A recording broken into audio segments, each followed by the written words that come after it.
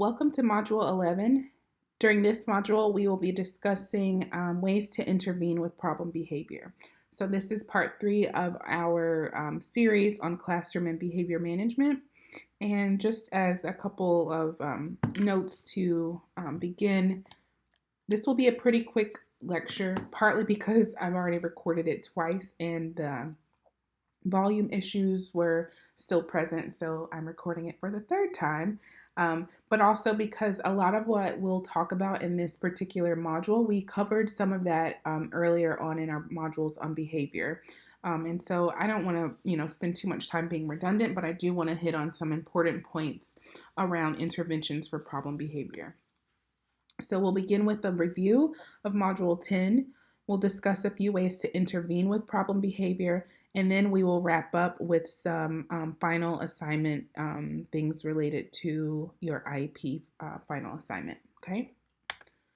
So in terms of reviewing Module 10, here are some important pieces from that module.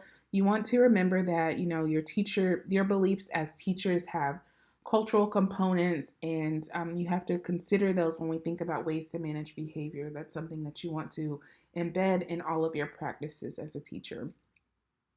You also want to remember, as we're talking about managing behavior and discipline practices, that a lot of this is about learning, and it's not about having, power or control over your students or engaging in those power struggles. You really want to think about shaping behavior as a learning process. In addition, you want to think about ways to describe and define what constitutes a behavior versus what doesn't. So think about what is the difference between a non-problem versus a minor problem versus major problems, and then what are escalating or spreading problems. So you want to be able to differentiate between those. And for this module, we want to think more specifically about a number of considerations that you should think about when you are addressing problem behavior. For example, the first is to notice and note and understand that you have a professional and ethical obligation to use evidence-based behavioral supports. So what does that mean? That means that we're not just pulling, some random trick out of the bag, if you will. That means that you are using supports that, we have discussed in this course and that you have learned about in other courses. You're using supports that you've learned about in your professional development meetings or courses or trainings, and ones that have proven efficacy given the research findings. And they're not just things that are just kind of random strategies that you're using. So you want to make sure you're using appropriate evidence-based behavioral supports. So some of those might be changing or organizing the environment, your physical desk arrangements, or rearranging your student assigned seating. It might be using a token economy as a form of reinforcement. It might be engaging in de-escalation strategies that are appropriate. Whatever those are, you want to be sure that there's some research base for the strategies that you're using. You also want your interventions to be linked to assessment data. So if you are engaging or implementing an intervention on increasing socializations, like let's say social greetings, right? And you're working with a student who, purposefully ignores his or her peers, so you're working on him saying hi to peers, then your assessment data should be linked to appropriate socializations, okay? So you want to have data that's linked to your intervention. You also want to use interventions that produce social validity. So what does it mean? What does social validity mean? Question. I almost said question mark, as if I were talking to Siri. Forgive me, guys. It's been a long day. So what does social validity mean? It means that that your intervention has usefulness for the person for whom you're providing it, and also for their family, or in this case, for students' parents, right? You're able to provide outcomes that's important to them. And that's essentially what this construct is based on, that there is some importance and usefulness in this intervention for the person that you are that you've designed it for, and also for their parents or their family more broadly. The fourth consideration is that your intervention must be implemented with fidelity. So that means the extent to which a particular program or intervention is implemented as designed. That's all that that means. So if you have 6 steps to running a toileting procedure for a child who's still working on toileting, you want to make sure that teacher A, teacher B, and teacher C implement that procedure in the exact same way every single time. And the extent to which they adhere to those exact same procedures every time constitutes the fidelity. And when they stray away from that, for example, when they do step 3 before step 2, then that takes away from that fidelity. So, why is this important? It's important because we have some programs or interventions that have been developed over time, and they have demonstrated their efficacy or effectiveness, and that's why they're considered an evidence-based strategy. But they've been assigned as such based on the sequence of their implementation. And so if we decide that we're going to implement a strategy in a different order, then it's no longer really that original strategy. And so not only are we kind of targeting something completely different, we also don't have any strong measure of fidelity of implementation for that particular intervention. And then finally, you want to collect data to evaluate the effectiveness of your intervention. So you don't want to just be throwing interventions out there and saying, that looks like it's working. Like, he's doing better with that hitting. Looks like he's doing pretty good. He hadn't hit anybody in a couple days. You absolutely do not want to do that. You want to have data that really backs up those findings. And you have on Monday that Johnson engaged in hitting 4 times, and on Tuesday 3 times, and on Wednesday back up to 4, and on Thursday, whatever it is over time. You want to have your data that evaluates that effectiveness and shows progress, and sometimes it shows regression, in which case we want to pull that intervention. But you want to be able to demonstrate that efficacy via your data. So here's a quick video that looks at positive behavior supports. This came out of the University of Washington, and I thought that this was the first of a series of videos about managing behaviors in the classroom.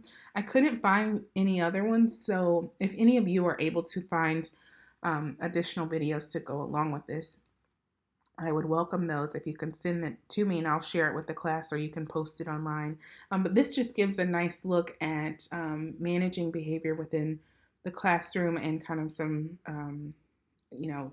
things to think about when you're working on problem behavior. So in terms of behavior enhancement interventions, these are things that we've kind of hit on before, and so this is where I'm going to skip through a bit and not spend a whole lot of time discussing necessarily. But the first of these interventions is token economies. And so these are those comprehensive reinforcement systems that many of you are already familiar with, and they're particularly effective with students who have autism, but they're also effective with students who have behavior challenges, and for students who do not have disabilities or do not have IEPs. And the idea is that you're providing positive reinforcement, and that students are earning tokens for those desired behaviors. Another behavior enhancement intervention is level systems. Excuse me. And so these are scaled comprehensive behavior management interventions, where the idea is that you are teaching a particular skill, and then you're reinforcing it when the student achieves or engages in that skill. And then over time, once they've demonstrated that they've mastered it, so that means you're not having to prompt them to engage in that skill, then you move towards generalizing it. So how can they use that skill in a different context, like in a different environment or with a different person? And then you move to a new skill, and then you start that process over again. So that's sort of our leveled system of reinforcement. And the idea is that you're constantly teaching new skills, and you're not just stopping at learning to say hi to your peers, but then you're working on asking them, how was your day? Or you're learning to say bye. So whatever that next step is, it's a scaled level system. A third intervention for behavior enhancement is behavioral contracting. And this is where you teach and reward appropriate behavior. And so in this case, you literally have a behavioral contract, you outline the expectations, and then when that expected behavior is present, you reward it. So that's pretty self explanatory. And then finally, if you need a refresher around some of these behavior enhancement interventions, I would encourage you to revisit Module 4 because we talked a good bit about applied behavior analysis, and some of the strategies that are embedded in that module are well aligned with the things that we've talked about in this module as they relate to behavior enhancement interventions.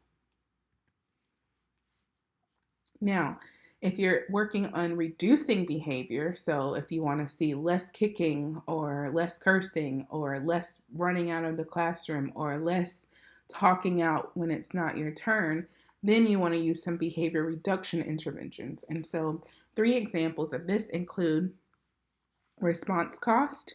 So this is where previously earned reinforcers are removed. For example, if a student earned tokens earlier in the day, you might remove them when they engage in a maladaptive behavior.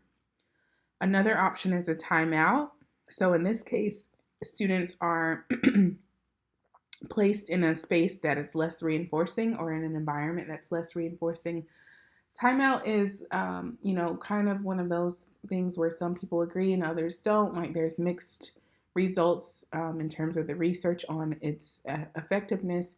But what we do know is that for students with emotional behavior disorders who are often reinforced by peer laughter, so think about those class clowns who just really like to get the crowd going, and then they have all of their peers laughing.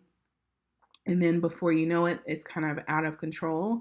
So when you're able to remove them from that space where they're being reinforced by their peer laughter, it withdraws the opportunity for reinforcement, and it serves as a timeout essentially. And ideally, the student will be able to reintegrate with his or her peers and reduce the likelihood of that behavior occurring because they're not going to be reinforced when they're in the timeout space. So this has different names depending on the context. So in elementary school versus middle and high school, you may have a cool down corner or calm space or whatever you might call it. But the idea is that it's a timeout sort of intervention. Next, we're going to talk about overcorrection.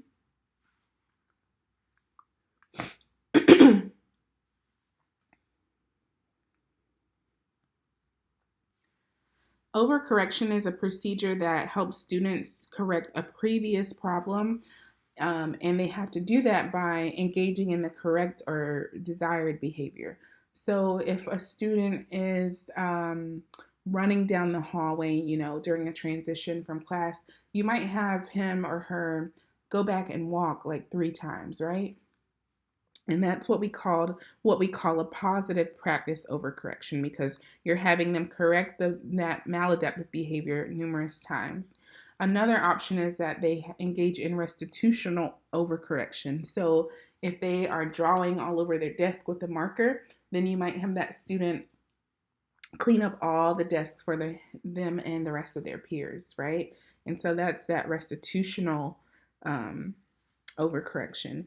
And both of these are helpful because they reduce inappropriate behavior, and ideally, when implemented correctly, they help the student to practice appropriate behavior. So in the next few slides, we have some strategies for intervening with problem behavior. And I'm not going to go into a lot of detail on each of them, but I encourage you to just spend some time with these slides and think about how you as the teacher can engage in appropriate practices as students experience different stages of problem behavior. So when you are, going through different stages with your students, you want to think about how to keep calm. You want to think about ways to engage in appropriate discussion. You want to find a resolution, and you want to, at all costs, avoid violence, okay? So you don't want to be escalating situations when students are already experiencing behavior issues. You don't want to stir things up. You don't want to be forcing them to back down. You are, trying your best to kind of keep things in a safe space. So you want to avoid some of those things. You want to be aware of the phases of acting out behavior. And what does it look like for a student when he or she is calm versus when they're triggered or agitated, right? And then what might their behavior look like during acceleration or peak or de-escalation and recovery?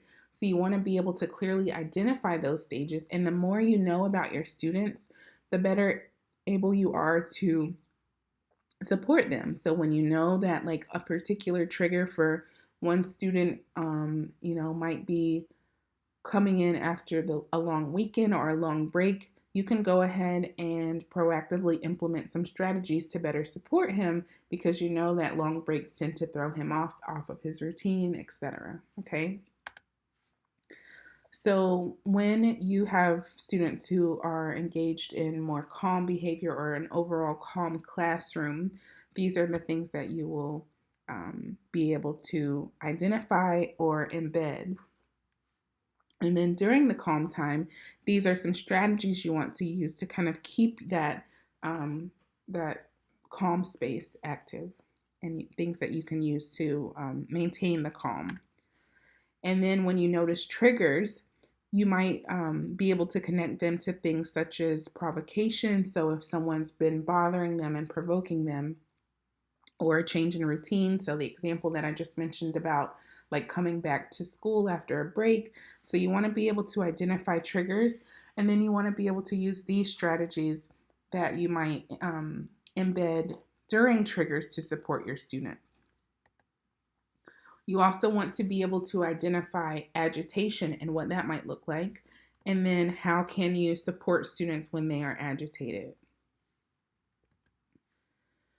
During the acceleration phase, you might see things like defiance and whining. You might see verbal abuse. But this is a point where escalation is likely to continue. And so you really want to focus on safety. You want to try not to take things personally. And you want to, not be reinforcing that student's behavior. So then students get at the peak when they're really having, severe behavior problems. The peak of this might be property destruction. So this is when you have students who are throwing chairs across the classroom or through windows, or punching out windows of doors, or, slamming other students, or really severe tantrum or self-abuse, or even to the point of hyperventilation. This is a peak. And during this peak, the main goal is to really focus on your students' safety. So you're not necessarily trying to like talk them down about what they did and why they did it and what happened at home. Like you're not trying to escalate it with those verbal confrontations. Your main goal is to focus on safety and follow the crisis prevention strategies that are in place for your student. And then when you are at the de-escalation phase, you might see things like confusion and denial and maybe even withdrawal. But you want to be able to use these strategies during de-escalation to support your students. So if you'd like to take a quick pause here, it'd be a good spot to do so. This is a pretty short lecture, so if you want to keep going, then let's keep going. So the next phase is recovery phase. So during this phase, you might see some defensiveness or more subdued behavior. You might see your students engaging in independent work. And it's important during this time to try to debrief with the students after the consequences have already been assigned. And then you want to reestablish your routines and activities. So you don't want to keep kind of, revisiting the issue. You want to try to start moving forward during that recovery period. And then during the debriefing, you might want to talk about what happened and why it happened, and even consider engaging in a role play activity. And you always want to pair your criticism with praise. So you want to find something that your student did well or did right. And you want to be able to Embed that positive praise into your critique or your criticism about ways to improve their behavior. For example, even if a student like threw a chair across the classroom, maybe they came in that morning and they did a great job like unpacking their things and saying hello and getting settled in. So that might be a little far removed, right? Let's say they threw the chair at 1:30, and so sure, it's been several hours since they came in and did those things appropriately, but you want to reach to wherever you need to reach to be able to grab some positive praise to pair with your criticism. So, Johnson, you did an excellent job when you came in this morning. You put away your things, you followed our classroom expectations, and your morning got off to a great start. But then I noticed you started to get a little bit agitated, and now we have had this issue, etc. Right? So you go on with that, but you always pair that with some positive praise. So now that we have finished, or now that we have kind of calmed down after this situation, let's think about better ways for you to express your frustration. What are some of your coping skills that we've talked about, right? And then you want to even think about ways to reinforce that when they are able to describe those. So always pairing positive criticism with praise and say, I was so proud of the way you worked earlier, and I hope that tomorrow you can start fresh and engage in ways that we know are appropriate.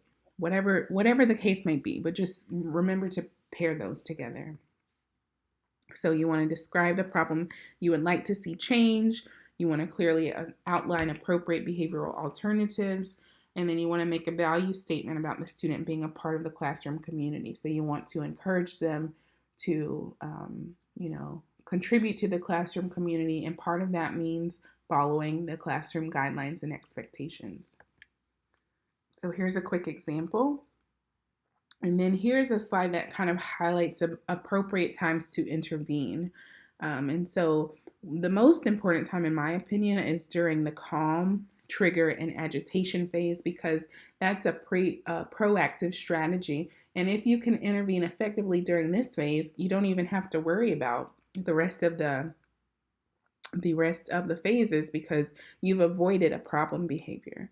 So for students who have particular triggers, you'll learn this over time, right? It does take some time, but you'll find that students have specific triggers. It might be a physical trait. It might be the way they look at you. It might be just knowing that they're coming in off of a long weekend, or knowing that they stayed at dad's house instead of mom's house this weekend, or knowing that there's a new baby in the house. These are when some of those external factors that we don't necessarily always know a lot about are so important to learn about your students, to get to know their families, so that you can start to make connections between what might be a problem behavior and external circumstances that are contributing to that, or the setting events that are contributing to those behaviors. So a few things to consider. We don't expect that you will finish this class or finish this program and go out and start teaching students who have behavior issues, and that you will be able to completely manage them on your own. That's definitely not the expectation. We do expect, however, that you would be able to collaborate with behavioral specialists or interventionists, that you talk to the parents to learn more about how they are supporting their students or their children at home, that you talk to other teachers to get strategies or to talk about generalization across settings, and that you talk to the student. And this piece is particularly important because I think sometimes we forget we're teaching students, we're helping them to learn, but they are also responsible for that learning process. And so when we help them to think about why they engaged in behaviors and what they can do to change behaviors, they too can be a resource for moving forward in more positive directions. You want to remember to think about the environmental factors that you might be able to change in the future. So that same example, if you know a student is coming in on a Monday after a long break, you can go ahead and have planned activities for him or her to do during breaks. You can try to use more frequent or varied reinforcement throughout the day.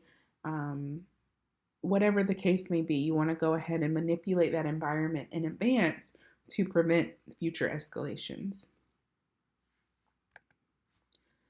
And then for you as a teacher, you want to be able to recognize and address your own triggers. So when we're handling, significantly maladaptive behavior, it definitely can take a toll on you as a teacher. And so you want to be able to acknowledge your own trigger. And you want to understand that a trigger is anything a student does or says that causes you to have an emotional response. So many of us are triggered in many different ways nearly every single day. And you want to be aware of what your triggers are, and you want to be mindful of what gets you angry or frustrated. And then when you are able to do that, it's important to kind of keep your cool and your calm, to acknowledge that you're angry or frustrated, but that you don't necessarily respond to that or act on that, because when we act on that anger or frustration, that's usually when it gets us in trouble. So you can, though, recognize it and then act on it in appropriate ways, like taking a breath or counting to 5, take a sip of water. If you're team teaching or you have, a peer teacher who you're able to hop in, if maybe they have an extra TA, or you can say, hey, I just need a moment. And they can send someone over to watch your classroom for just a couple minutes. Whatever it is you need to kind of take that breather to address your triggers, that is especially important. So during the mid-semester feedback, a couple of you, or at least one of you, mentioned that you wanted an opportunity to do more group work. And this isn't, a very structured activity. It's not an extensive activity at all, but it is an opportunity to, do some thinking and brainstorming and have a conversation with your peers. So I would encourage you, if you would like to maybe hop on Google Hangout and just engage in this trigger activity with a couple peers. Talk to someone about the behaviors that students exhibit that are triggers for you. So what are some behaviors that really kind of push your buttons and are a trigger? And then what are you going to do to keep your cool when a student says or does something that makes you angry?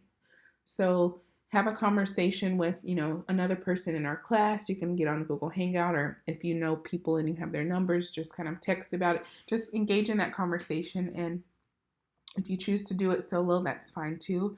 But just think about your own personal triggers and then how you would respond to those in the classroom.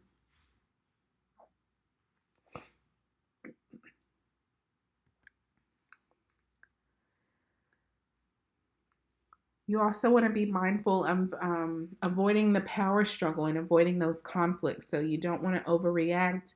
You want to model non-aggressive behavior. And you want to remember that you don't have to always have the last word. I think so many teachers get caught in that power struggle and in those arguments because they too want to have the last word. But if you remember in our last module, or maybe the one before that, I talked about how students, particularly students with emotional behavior disorders, will almost always win. Like when it comes to having the last word, they will win. So it's really no need for you to kind of engage in that. You can let your last word be shaping their behavior in a positive way, right? At the end of the day, when you engage in interventions that help them become less aggressive or more compliant, or more apt at engaging during instruction, whatever the case may be, let that be your last word, and let that kind of speak for itself, because it's really not worth it to get into an argument and a power struggle with students. Here is a quick, not quick, I think it's about a 10-minute video, but it's a nice video that talks overall about classroom management strategies. She embeds some things that we've talked about along the way for these past 3 modules, and I think it's a really nice way to kind of wrap up our discussion of classroom management, how to prevent behaviors, how to respond to behaviors, and then how to intervene. So I encourage you to watch this video and even take some notes on things that would be helpful for you.